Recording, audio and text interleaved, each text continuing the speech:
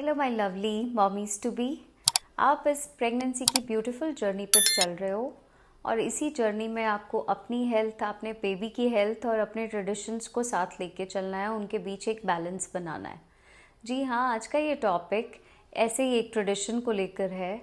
Pregnancy में क्या हम करवा चौथ का फास्ट रख सकते हैं? क्या ये हमारे लिए और हमारे बेबी के लिए सेफ़ है? देखिए, सबसे पहले तो ये समझ लीजिए that you are on a very beautiful journey. तो हर एक की जर्नी अलग है, हर प्रेगनेंसी अलग है, हर प्रेगनेंसी एक ही फीमेल में इज़ डिफरेंट। तो देर आर सर्टन कंडीशंस जिसमें हम फास्टिंग अलाउ नहीं करते, जैसे जिसके लिए स्पेशली आपको कोई मेडिकेशंस चल रही हो, जैसे आपके बीपी हाई है, शुगर्स हाई हैं जिनके लिए आप मेडिसिन ले रहे हो, या बेबी वीक है, आईयूजीआर है, अंदर लाइकर कम है, ओलिगोहाइड्रामनियोस है, second and third trimester, specially third trimester, second में फिर भी वी अलाउ, थर्ड ट्राइमेस्टर जिसमें आपके न्यूट्रिशन डिमांड्स बहुत ज़्यादा होती हैं, तो प्रोलॉन्ग्ड फास्टिंग या डिहाइड्रेशन की वजह से आपको और आपके बच्चे को नुकसान हो सकता है। किसी तरह के बॉडी में इन्फेक्शंस हैं या कोई फीवर है जिसके लिए आपको मेडिसिन चल रही है, तो ऐसी इन सब कंडीशंस में वी अवॉइड फास्टिंग, खासकर प्रोलॉन्ग फास्टिंग या निर्जल फास्टिंग जिसमें आपको पानी भी नहीं पीना है। तो ये सब कंडीशंस को आप साइड पे रख दीजिए। और उसके अलावा अगर आपकी प्रेगनेंसी अनकॉम्प्लिकेटेड है, कोई भी दिक्कत नहीं है, तो then we allow fasting. You should enjoy the fast fully, लेकिन विद अ सर्टन मॉडिफिकेशंस, ताकि आपको और आपके बच्चे को किसी तरह का कोई भी नुकसान ना हो। फास्ट की मॉडिफिकेशंस की बात करें तो जैसे आप सर्दी के टाइम पानी पीजिए, स्लो कार्ब्स खाइए। स्लो कार्ब्स का मतलब है जो धीरे धीरे आपकी बॉडी में रिलीज़ हों। फास्ट कार्ब्स यानी कि बेकरी प्रोडक्ट्स हैं, हाई शुगरी थिंग्स हैं, स्पाइसी चीज़ें हैं या बहुत तली हुई चीज़ें हैं। ये सब चीज़ें आपको लेटर ऑन जब आप फास्टिंग कर रहे हो तो आपको बहुत ज़्यादा प्यास लगेगी अगर आप ये सब कंज्यूम करोगे। स्लो कार्ब्स खाने का फ़ायदा ये है कि आपको वो देर तक एनर्जी देते रहेंगे, तो आपको कुछ खाने की अर्ज महसूस नहीं होगी। तो this will help in your fasting. Secondly, जैसे आप दिन भर फास्टिंग कर रहे हो तो कीप योर सेल्फ हाइड्रेटेड। ये दिस इज़ वेरी इंपॉर्टेंट। क्यों? क्योंकि आपका बेबी 80 to 85% वाटर है, तो baby needs water and needs hydration.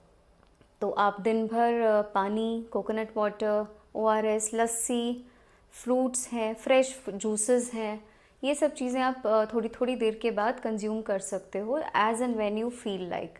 कई बार फास्टिंग के दौरान आपको डिजीनेस हो सकती है, चक्कर आ सकते हैं, हेडेक हो सकती है, तो कभी कभी हम सोचते हैं कि चाय या कॉफ़ी पी लेते हैं, but I would suggest that you avoid tea and coffee.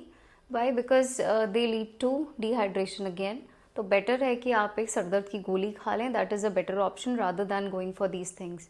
And secondly, आप अपनी मेडिसिन लेना ना भूलें। I am not talking about iron and calcium, but उसके अलावा अगर आपको कोई भी सप्लीमेंट्स दिए गए हैं, जैसे प्रोजेस्टेरॉन्स हैं या आपको बीपी या शुगर की कोई मेडिसिन चल रही हैं, माइल्ड केसेस में, जो ज़्यादा सिवियर केसेस हैं उनमें तो हम फास्टिंग अलाउ ही नहीं करते, बट माइल्ड केसेस वाले लोग अपनी मेडिसिन को अवॉइड ना करें। You have to take those medicine in time. Nutrition के साथ साथ आपको रेस्ट बहुत ज़्यादा ज़रूरी है। बहुत ज़्यादा गैदरिंग्स में ना जाएं। Keep your self rested through out the day, ताकि आपकी एनर्जी लेवल्स जो हैं वो मेंटेन रहें, आपकी एनर्जी वेस्ट ना हो। अब पूरा दिन जब आपने फास्टिंग कर लिया है, अपने आप को हाइड्रेटेड रखा है, तो जब खाने का टाइम आएगा, फास्ट खोलने का टाइम आएगा, तो आपको बिंज ईटिंग नहीं करना है। उसमें भी आपको धीरे धीरे पहले थोड़ा सा पानी पी लीजिए या कोकोनट वाटर ले लीजिए, थोड़ा थोड़ा फ्रूट्स ले लीजिए, ड्राई फ्रूट्स, नट्स ले सकते हो। एंड उसके बाद आप तला हुआ खाना अभी भी अवॉइड करें, टी कॉफ़ी अवॉइड करें, क्योंकि ये आपको बाद में एसिडिटी कॉज कर सकता है, आपको नौशिया, वॉमिटिंग्स कॉज कर सकता है। तो अपने ट्रेडिशंस के साथ साथ अपने फास्ट को एंजॉय कीजिए, सबकी ब्लेसिंग्स लीजिए, लेकिन साथ में अपनी और अपने बेबी की हेल्थ का भी ख्याल रखिए। इसके बाद भी अगर आपको किसी भी तरह की कोई प्रॉब्लम होती है तो we are here to help you. I hope this video helps.